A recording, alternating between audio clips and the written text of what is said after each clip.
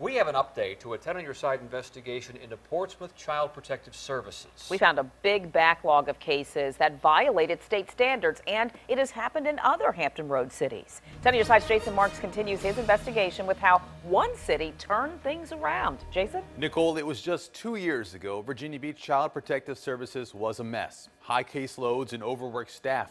But now those days are a thing of the past.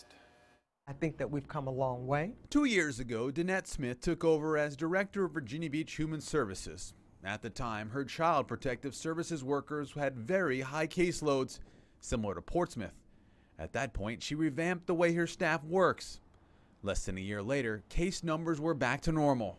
I think some of it is they made the staff feel that the caseloads are more manageable and they could actually do their work. 10 on your side learned Portsmouth CPS has an average caseload per worker of 41.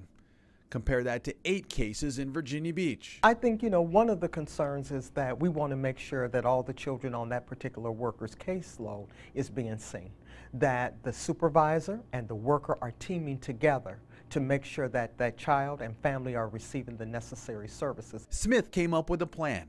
She retrained her entire staff and put more accountability on her supervisors. We took a look at each of the caseloads for each of the supervisors, and we did what was called cadence meetings. Every Friday they would meet with me and staff with me those most critical cases. The process was done with baby steps to make sure the staff wasn't overwhelmed.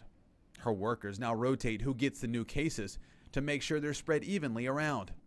This way, they can investigate and close cases within the 45-day state recommendation. See, if you're getting cases every single day, you can never close any cases.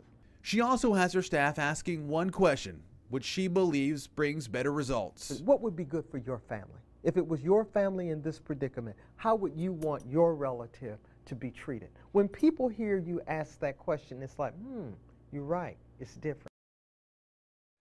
And Smith says they are constantly monitoring the total number of cases that come into the office each month. When the cases get high, they have meetings to figure out what happened and then get those numbers back to normal.